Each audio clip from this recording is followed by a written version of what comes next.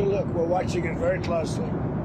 If they start killing people like they have in the past, I think they're going to get hit very hard by the United States.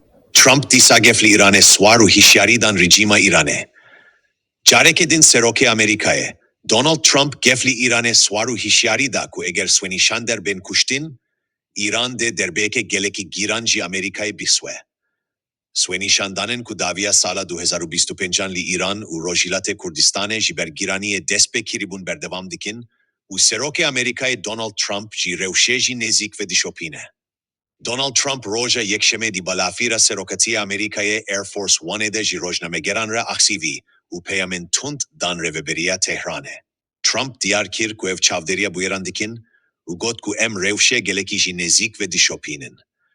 Eger ev dest bi kuştina xelke bikin veki ku dirabirduye de kirine ez baverim evde ji aliye Amerikaye ve derbeyeke pir giran bişwen. Seroke Amerikaye Donald Trump çendro bereji liser hesabe sweye toraçivakiya Truth Social'e dahsuyaniyeke tunt belav kiribu u gefa mudaşeleye swaribu. Trump tive peyama swede gotibu. Eger Iran swenişanderen aştişvaz gulebaran bike u bi awayeki hovane bikuje ku evedeta vane Amerika de bi havaravan ve biçe. Trump her viha işaret bi amadehiye leşkeri kiribu u anibu zimen, em bi çek u çebilhanein swe amadene u libenda tevgerene. Spas jibo guhtana ve ya jibo ve mijare. Swenishandanen jiber giraniye u rewşa abori roja yekşeme bistu heşte, kanuna peşin a 2025 li Tehrane dest pekiribun.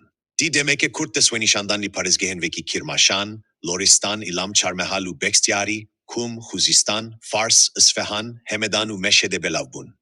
Heta nihali hinek bajaran di navbera hezenevlehiye u Swenishanderan de alozi derketiye, u bi erişa hezenevlehiye rejima İrane, heta amade kirina ve nuçeye bi kemi ve şansdeh kesatine kuştin.